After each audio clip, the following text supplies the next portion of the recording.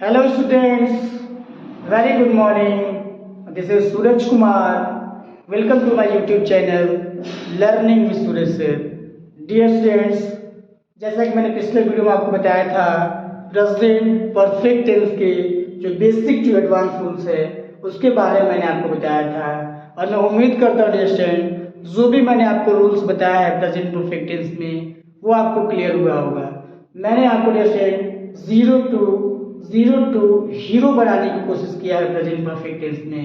शून्य से जिसको टेंस बिल्कुल नहीं आ रहा था डियर स्टूडेंट उसको मैंने समझाने की कोशिश किया हूँ और मैं उम्मीद करता हूँ डियर स्टूडेंट उसको समझ में भी आया होगा। तो आज का जो हमारा टॉपिक है डियर स्टूडेंट, आज का हमारा टॉपिक है प्रेजेंट परफेक्ट कंटिन्यूअस टेंस। आज का हमारा टॉपिक है dear student present perfect continuous tense है। आज मैं आपको बताऊंगा कि किस तरीके से हम प्रेजेंट परफेक्ट कंटिन्यूअस टेंस को पहचानते हैं और किस तरीके से dear student present perfect continuous tense को ट्रांसलेट करते हैं Hindi to English or English से हिंदी में हम किस तरीके से ट्रांसलेट करते हैं। तो जो भी रूल्स है डियर स्टूडेंट उस रूल्स के बारे में मैं आज बताऊंगा और मैं उम्मीद करता हूं आपको जो भी मैं आज बताऊंगा आपको समझ में आएगा। तो डियर स्टूडेंट अगर अभी तक आपने हमारा जो चैनल है लर्निंग विद सूरज सर अभी तक आपने सब्सक्राइब नहीं किया है तो dear student please subscribe this channel.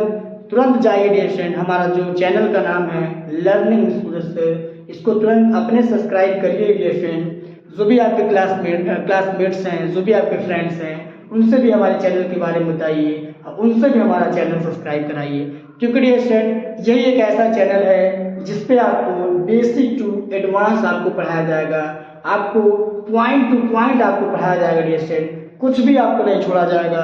जो भी डियर स्टूडेंट जो भी आपका बेसिक रूल है चाहे एडवांस रूल है, जो भी रूल्स है आपका उन रूल के बारे में बताऊंगा।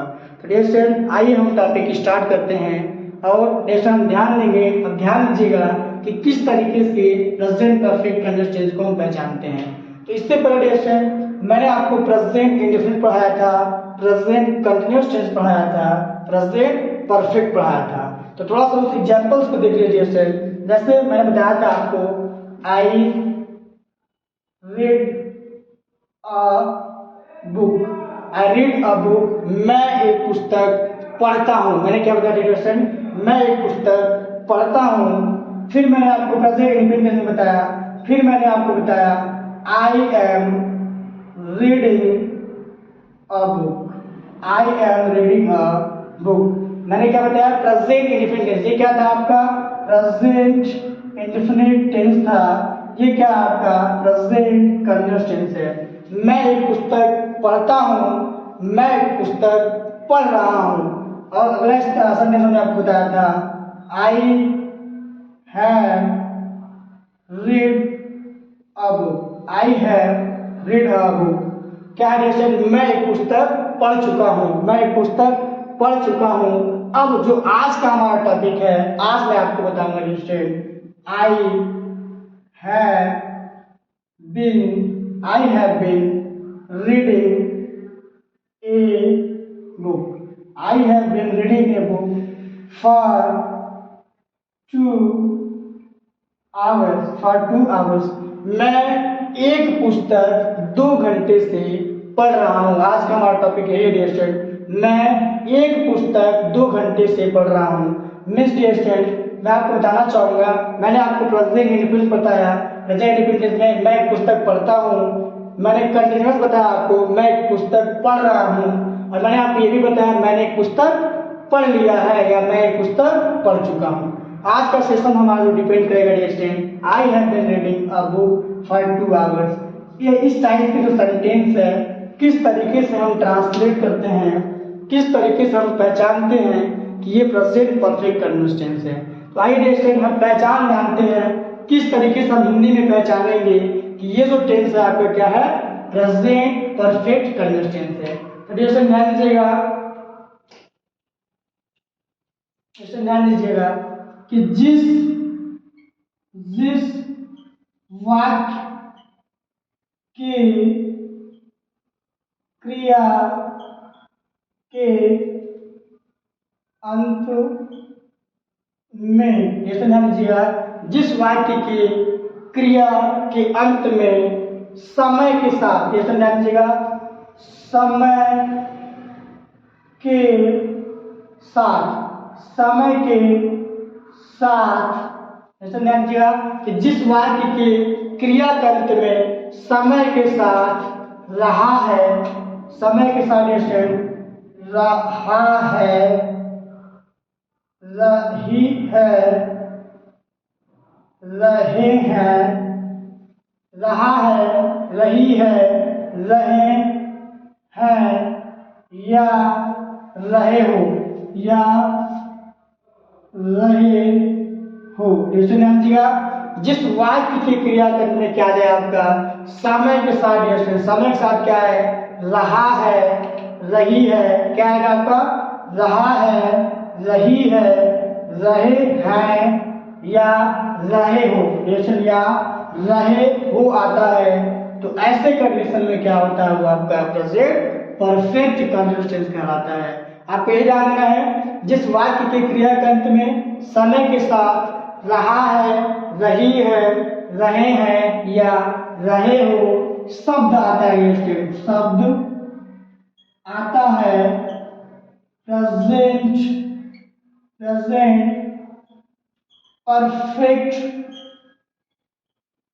कंटिन्यूअस टेंस कहलाता है, डियर स्टूडेंट, टेंस कहलाता है,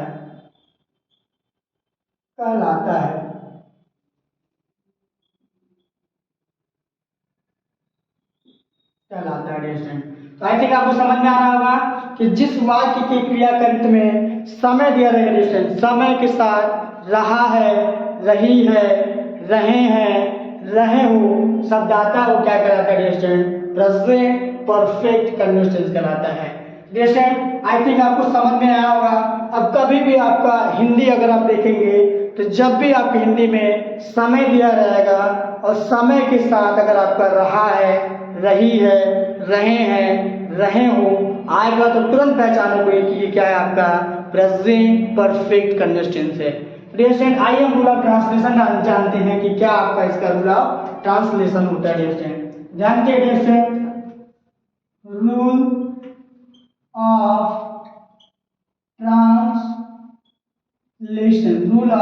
ट्रांसलेशन, डियर स्टूडेंट, अनुवाद करने के नियम। अनुवाद किस तरीके से इस टाइप के सेंटेंस को हम अनुवाद करते हैं, डियर स्टूडेंट, अनुवाद करने के नियम ध्यान दीजिएगा डियर स्टूडेंट, अनुवाद करने के नियम। अब मैं आपको बताऊंगा किस तरीके से प्रेजेंट परफेक्ट कंडीशंस को हम अनुवाद करते हैं। जैसा कि मैंने आपको बताया, पहचान हमने आपको बता दिया कि किस तरीके से आप हिंदी में पहचानेंगे। अब मैं आपको बताऊंगा किस तरीके से हम प्रेजेंट परफेक्ट कंडीशंस को ट्रांसलेट करते हैं। डियर स्टूडेंट, ध्यान दीजिएगा, आपका रूल क्या आता है, फर्स्ट ऑफ ऑल हम सब्जेक्ट लिखते हैं। डियर स्टूडेंट, क्या लिखेंगे, सब्जेक्ट लिखेंगे। सब्जेक्ट के बाद डियर स्टूडेंट हम हैज या हैव का प्रयोग करते हैं। उसके बाद हम बीन का प्रयोग करेंगे डियर स्टूडेंट। उसके बाद वर्ब के फर्स्ट फॉर्म में आईएनजी का प्रयोग करेंगे। उसके बाद डियर स्टूडेंट ऑब्जेक्ट लिखते हैं हम। ऑब्जेक्ट के बाद डियर स्टूडेंट हम क्या करेंगे, सिंस या फॉर प्लस टाइम का प्रयोग करेंगे। डियर स्टूडेंट, ध्यान दीजिएगा। उसके बाद हम क्या करेंगे, फुल स्टॉप का प्रयोग करेंगे। एक बार मैं रिपीट करता हूँ डियर स्टूडेंट, क्या हुआ आपका कि सब्जेक्ट फर्स्ट ऑफ ऑल किसी भी सेंटेंस को हम ट्रांसलेट करने के लिए डियर स्टूडेंट क्या करते हैं, पहले हम अगर असेटिव सेंटेंस है तो हम पहले उसका सब्जेक्ट लिखते हैं। सब्जेक्ट के बाद डियर स्टूडेंट क्या लिखेंगे, अगर उसका ऑक्सिलरी वर्ब दिया है तो ऑक्सिलरी वर्ब लिखते हैं। उसके बाद वर्ब लिखेंगे, वर्ब के बाद ऑब्जेक्ट है तो ऑब्जेक्ट लिखेंगे, उसके बाद कंप्लीमेंट लिखेंगे। लेकिन डियर स्टूडेंट, जैसा कि हम पढ़ा रहे हैं आपको प्रेजेंट परफेक्ट कंडीशंस, तो प्रेजेंट परफेक्ट कंडीशंस में क्या होगा dear student, first of all subject लिखेंगे। सब्जेक्ट के बाद डियर स्टूडेंट हम ये ध्यान देंगे कि हैज का प्रयोग करेंगे कि हैव का प्रयोग करेंगे। तो मैं एक बार आपको क्लियर करता हूं डियर स्टूडेंट, कहाँ हम हैज बीन का प्रयोग करते हैं, कहाँ हम हैव बीन का प्रयोग करते हैं। तो ध्यान दीजिएगा डियर स्टूडेंट, जब आपका सब्जेक्ट ही सी इट, जब आपका सब्जेक्ट ही सी इट अगर आपका सिंगुलर प्रोनाउन आता है या अगर आपका सिंगुलर नाउन आ रहा है डियर स्टूडेंट, अगर आपका सिंगुलर नाउन आ रहा है, किसी का भी नाम आ रहा है डियर स्टूडेंट, किसी का भी नाम आ रहा है, तो ऐसे कंडीशन में हम क्या करते हैं डियर स्टूडेंट, हमेशा हम हैज बीन का प्रयोग करते हैं। क्या करेंगे? हैज बीन का प्रयोग करेंगे डियर स्टूडेंट। ये एक बार मैं फिर से रिपीट करता हूँ। अगर सब्जेक्ट के रूप में सिंगुलर प्रोनाउन आ रहा है, लाइक आपका ही, सी, इट आ रहा है, या अगर आपका सिंगुलर नाउन आ रहा है, किसी का भी नाम जैसे नेम ऑफ पर्सन, व्यक्ति का नाम, नेम ऑफ थिंग, व्यक्ति का नाम, वस्तु का नाम, नेम ऑफ प्लेस, प्लेस का नाम, कहीं भी अगर आपका सिंगुलर आ रहा है, सिंगुलर नाउन आ रहा है, तो ऐसे कंडीशन हम क्या करते हैं? हैज बीन का प्रयोग करते हैं। फिर ये ध्यान दीजिएगा, अगर आपका सब्जेक्ट क्या रहा है, अगर आपका सब्जेक्ट आई, वी, यू, दे, जैसे ध्यान दीजिएगा, अगर आपका सब्जेक्ट आई, वी, यू, दे, या ये क्या है, ये आपका प्लूरल प्रोनाउन है, या अगर आपका आ जाए प्लूरल नाउन आता है, जैसे आपका बॉयज, गर्ल्स, चिल्ड्रेन, अगर आपका बहुवचन, अगर आपका प्लूरल नाउन या प्रोनाउन आता है, तो ऐसे कंडीशन में हम क्या करते हैं? हैव बीन का प्रयोग करते हैं। किसका प्रयोग करेंगे? हैव बीन का प्रयोग करेंगे। तो आई थिंक आपको समझ में आ रहा है। अगर आपका I, we, you, they, girls, boys या चिल्ड्रन आता है, या बहुवचन अगर आपका सब्जेक्ट आता है, चाहे आपका नाउन हो या प्रोनाउन हो, तो ऐसे कंडीशन हम क्या करते हैं? हैव बीन का प्रयोग करते हैं। तो आई थिंक आपको समझ में आ रहा है स्टूडेंट, कहाँ हम हैज बीन का प्रयोग करते हैं, कहाँ हम हैव बीन का प्रयोग करते हैं। तो डियर स्टूडेंट ध्यान दीजिएगा कि सब्जेक्ट के अनुसार अगर आपका एक वचन होगा तो हैज बीन का प्रयोग करेंगे, अगर सब्जेक्ट आपका प्लूरल होगा, बहुवचन सब्जेक्ट होगा, तो हैव बीन का प्रयोग करेंगे। फिर डियर स्टूडेंट वर्ब के फर्स्ट फॉर्म में हम आईएनजी लिखते हैं, उसके बाद डियर स्टूडेंट क्या करेंगे? ऑब्जेक्ट लिखेंगे, ऑब्जेक्ट के बाद डियर स्टूडेंट हम टाइम के लिए सिंस या फॉर का प्रयोग करेंगे, सिंस या फॉर का प्रयोग करेंगे, उसके बाद क्या करेंगे? टाइम लिखेंगे। डियर स्टूडेंट ध्यान दीजिएगा, यहाँ जो सिंस और फॉर होता है, सिंस और फॉर का मतलब होता है आपका से। डियर स्टूडेंट ध्यान दीजिएगा, क्या होता है आपका? सिंस या फॉर का मतलब होता है डियर स्टूडेंट से होता है। ये बेसिकली टाइम के लिए यूज किया जाता है। मैं आज आपको क्लियर करना चाहूंगा कि सिंस का प्रयोग हम कहाँ करते हैं और फॉर का प्रयोग हम कहाँ करते हैं। तो डियर स्टूडेंट ध्यान दीजिएगा, इसको आप सिंस और फॉर का प्रयोग करना बहुत जरूरी है डियर स्टूडेंट। ये कहाँ रूल्स, ये जो सिंस और फॉर है किन किन जगहों पे यूज किया जाता है, उसको जानना डियर स्टूडेंट बहुत जरूरी है। Dear student first of all आप ये जान लीजिए कि टाइम क्या होता है। डियर स्टूडेंट जो टाइम होता है, ध्यान दीजिएगा, जो टाइम होता है dear student, there are two types of time. ये दो प्रकार के होते हैं डियर स्टूडेंट टाइम। क्या होता है? एक जो होता है आपका point of time dear student, point of time dear student, it means आपका होता है निश्चित समय डियर स्टूडेंट। क्या होता है? निश्चित समय। ये क्या होता है? आपका पॉइंट ऑफ टाइम होता है। दूसरा जो होता है डियर स्टूडेंट, वो क्या होता है? आपका period of time, period of time means होता है डियर स्टूडेंट अनिश्चित समय। क्या होता है आपका? अनिश्चित समय। डियर स्टूडेंट ध्यान दीजिए, निश्चित समय और अनिश्चित समय। निश्चित समय के लिए हम क्या करते हैं डियर स्टूडेंट? सिंस का प्रयोग करते हैं। निश्चित समय के लिए हमेशा हम क्या करते हैं? सिंस का प्रयोग करते हैं। अनिश्चित समय के लिए डियर स्टूडेंट हम हमेशा फॉर का प्रयोग करते हैं। क्या करते हैं? फॉर का प्रयोग करते हैं। निश्चित समय के लिए सिंस का प्रयोग, अनिश्चित समय के लिए फॉर का प्रयोग। डियर स्टूडेंट ये ध्यान दीजिएगा, सिंस मतलब जो होता है आपका से होता है। क्या होता है आपका? से होता है। फॉर मतलब भी डियर स्टूडेंट से होता है। सिंस और फॉर दोनों का क्या मतलब होता है आपका? से होता है। और डियर स्टूडेंट हम जब सेंटेंस को ट्रांसलेट करेंगे, जब हम प्रेजेंट परफेक्ट कंडीशंस को ट्रांसलेट करेंगे, तो डियर स्टूडेंट हम समय के लिए सिंस या फॉर का प्रयोग करते हैं। निश्चित समय के लिए हम सिंस का प्रयोग करते हैं, और जो फॉर का प्रयोग होता है निश्चित समय के लिए हम करते हैं। तो डियर स्टूडेंट जान लीजिए कि कहाँ कहाँ निश्चित समय क्या क्या हो सकता है आपका, अनिश्चित समय आपका क्या क्या हो सकता है। डियर स्टूडेंट निश्चित समय के अंतर्गत आता है आपका, निश्चित समय के अंतर्गत जो आता है name of days dear student. Dear. क्या होता है? Name of days, name of days dear. ध्यान दीजिएगा, नेम ऑफ डेज का मतलब क्या होता है आपका? दिनों के नाम डियर। नेम ऑफ डेज, दिनों के नाम। जैसे डियर संडे, संडे आ रहा है, संडे मंडे, ध्यान से dear. Sunday, since Sunday, since Monday, Sunday Monday, since Sunday, since Monday, since Tuesday, since Thursday, since Friday, since Saturday. तो डियर नेम ऑफ डेज, दिनों के नाम से पहले हम क्या करते हैं?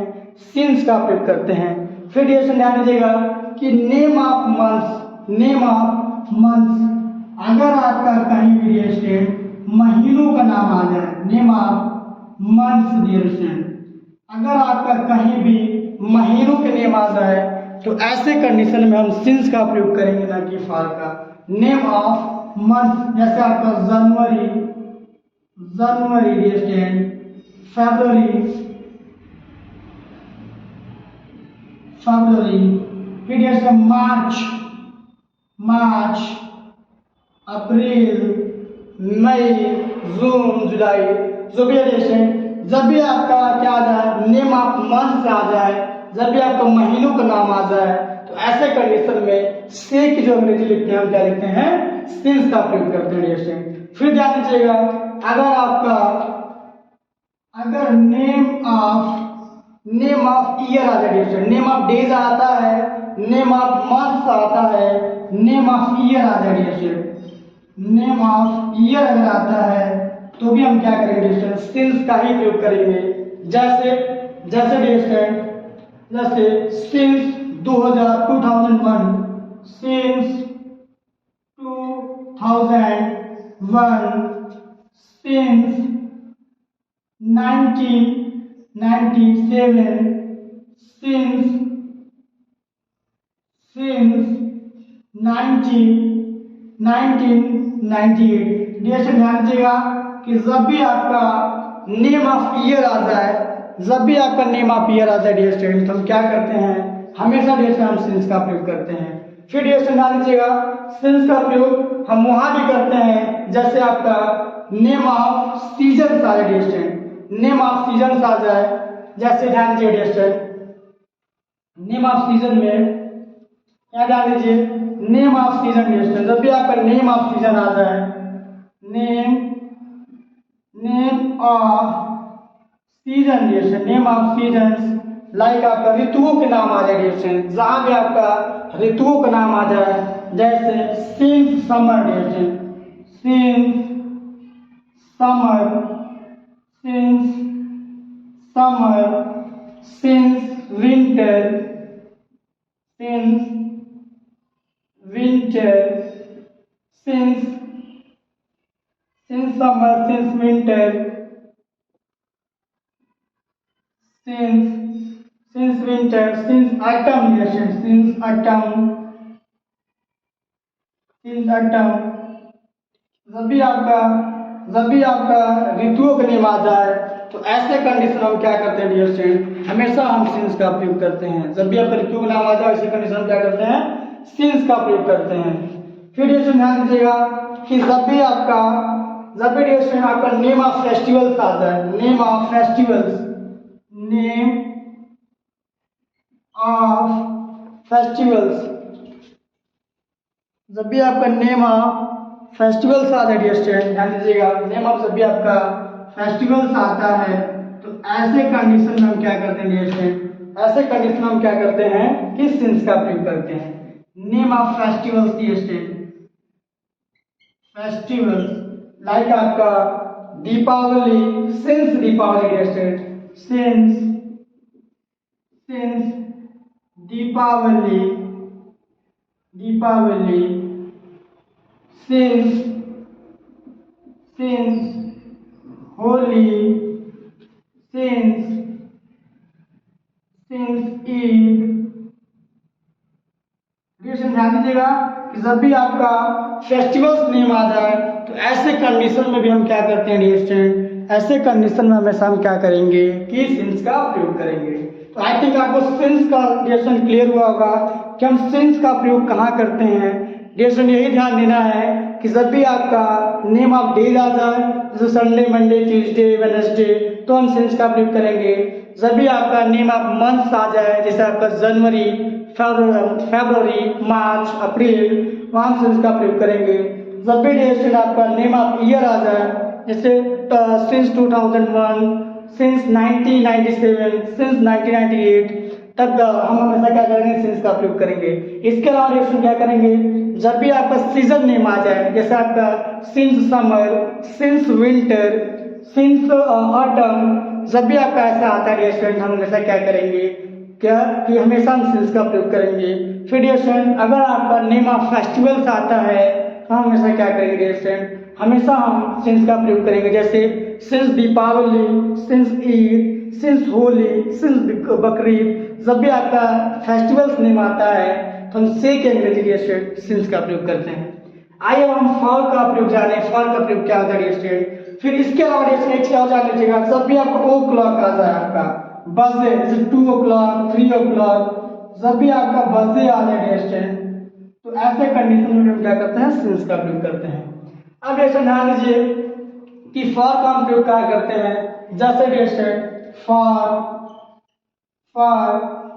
2 minutes, फॉर 2 hour, जैसे मिनट के लिए हम करते हैं अनिश्चित समय के, 2 मिनट से, 2 घंटे से, for 2 days, for 2 days, for 2 weeks, 2 सप्ताह से, for 2 months, for 2 months, for 2 minutes, for 2 hours, for 2 days, for 2 weeks, for 2 months, for 2 years, for 2 decades।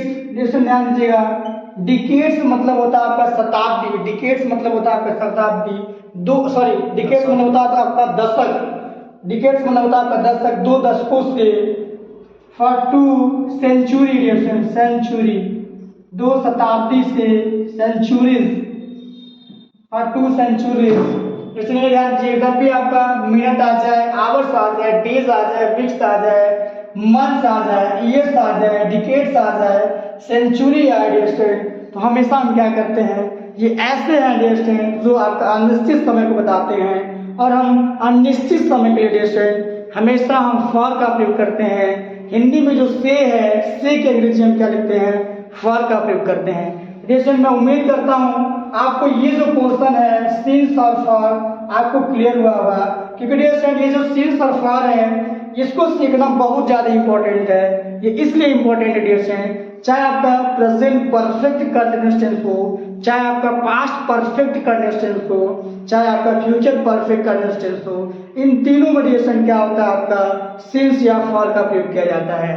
तो मैं उम्मीद करता हूँ डिरेक्शन आपको सिंस और फॉर का जो रूल्स मैंने आपको बताया है वो आपको समझ में आया होगा।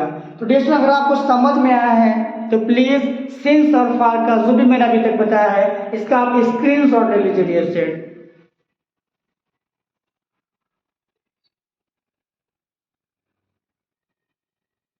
डियर स्टूडेंट्स, आई थिंक हमने स्क्रीनशॉट ले लिया है, और मैं उम्मीद करता हूँ जो भी मैंने आपको सिंस और फॉर के बारे में बताया है कि किस तरीके से आपका सिंस का प्रयोग कहाँ कहाँ होता है, किन किन कंडीशन में होता है, और जो फॉर का प्रयोग है किन किन कंडीशन में होता है। तो आइए डियर स्टूडेंट हम प्रेजेंट परफेक्ट कंटीन्यूअस टेंस को एग्जाम्पल के द्वारा हम समझते हैं, और हम सीखेंगे डियर स्टूडेंट किस तरीके से हम हिंदी से इंग्लिश में ट्रांसलेट करते हैं प्रेजेंट परफेक्ट कंटीन्यूअस टेंस को।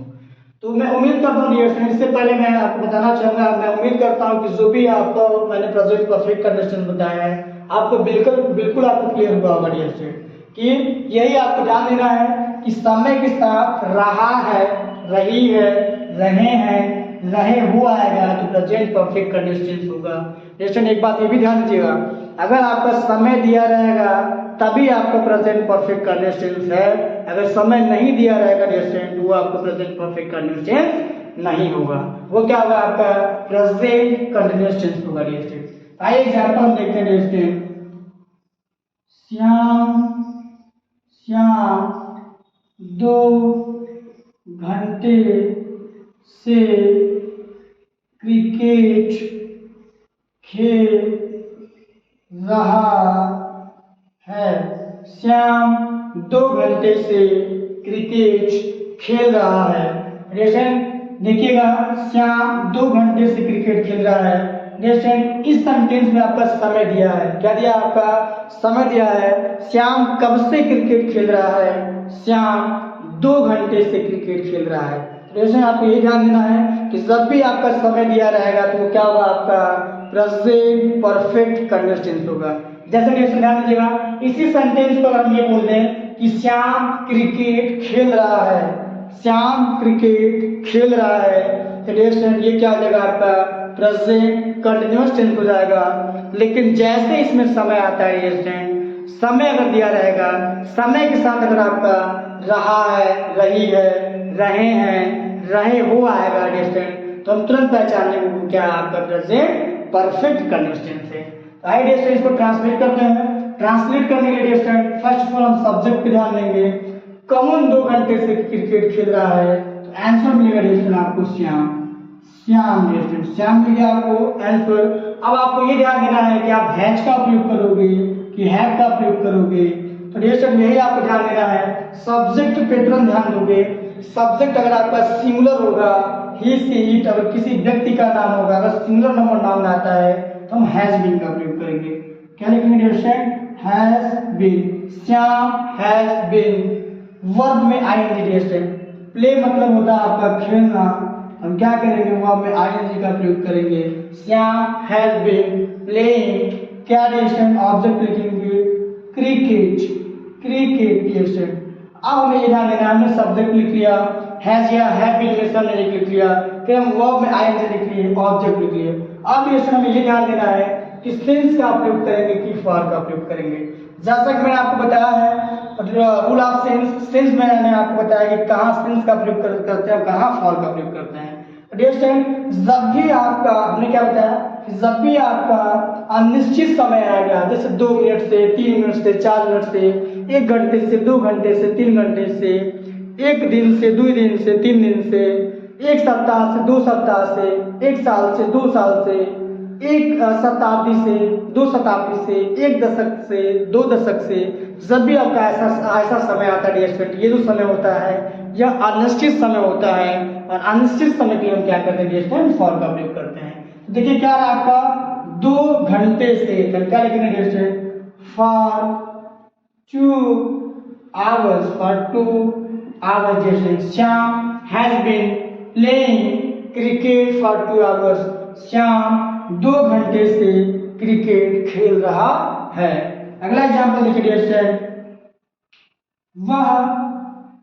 वह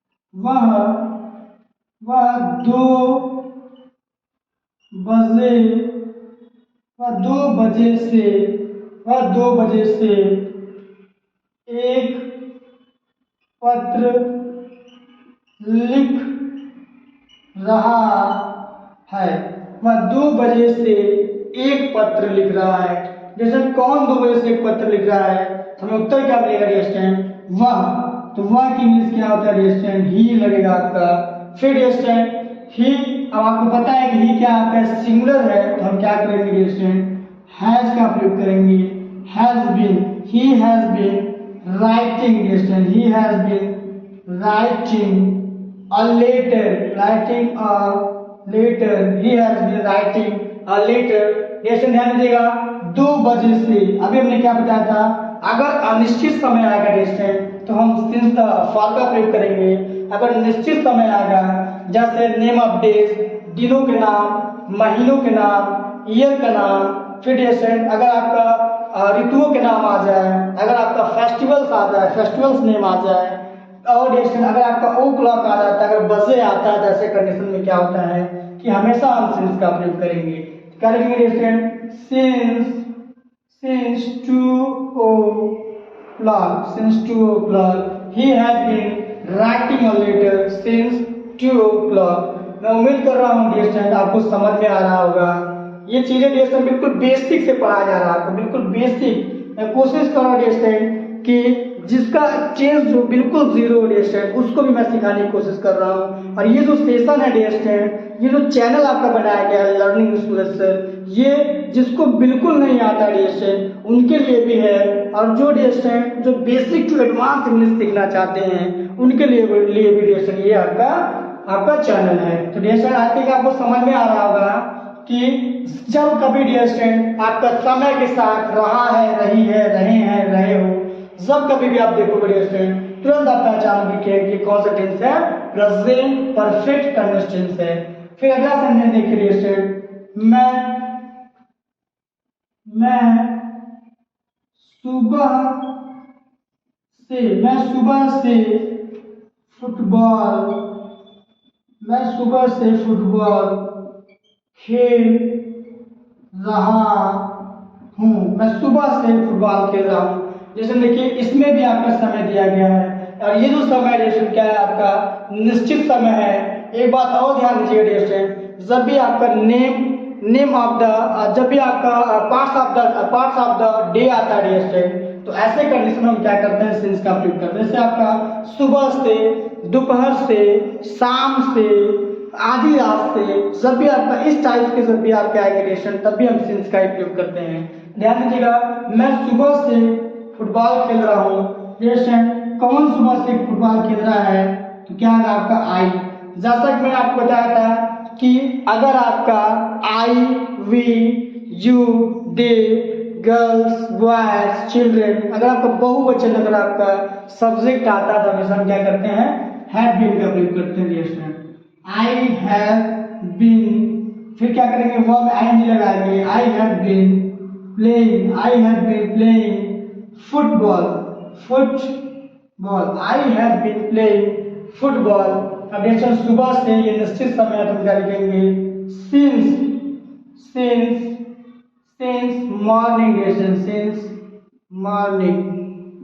मॉर्निंग। फिर ये ध्यान दीजिएगा, वे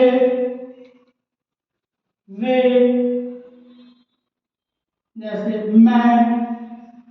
मैं 4 बजे से अंग्रेजी पढ़ा रहा हूँ।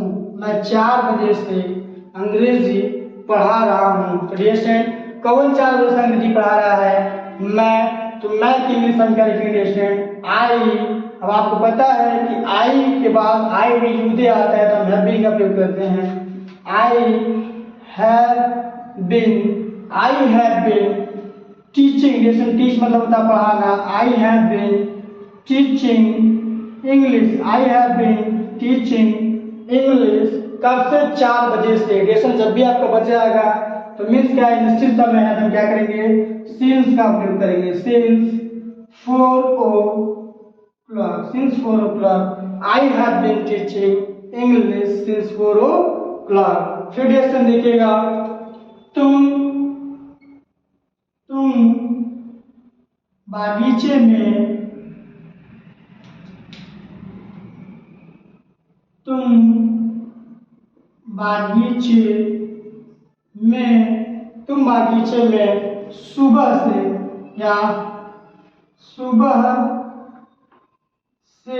बागीचे में सुबह से फूल तोड़ रहे हो।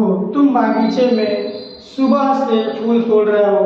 डियर स्टूडेंट तो कौन बागीचे में सुबह से फूल तोड़ रहा है, तो आपको सब्जेक्ट क्या मिलेगा डियर स्टूडेंट, तुम। तो तुम के अंग्रेजी में क्या लिखेंगे, यू। जैसा कि आपको पता है कि आई भी यू दे गर्ल्स बॉयज होकर आएगा, बहुवचन सब्जेक्ट आएगा तो हैव बीन का प्रयोग करेंगे। You have been plucking, pluck मतलब होता है डियर स्टूडेंट तोड़ना, क्या लिखेंगे, plucking. You have been plucking the flower, you have been plucking the flower in the garden yesterday, in the garden। कब से yesterday, सुबह से। तो हमने आपको बताया सुबह क्या आता है, निश्चित समय है, तो लिखेंगे क्या हम, since morning yesterday, since morning. Dear student, मैं उम्मीद करता हूँ कि अभी तक जो भी मैंने आपको पढ़ाया आपको समझ में आ रहा होगा। अगर समझ में आया डियर स्टूडेंट तो फर्स्ट ऑफ ऑल इसका स्क्रीनशॉट ले लीजिए डियर स्टूडेंट।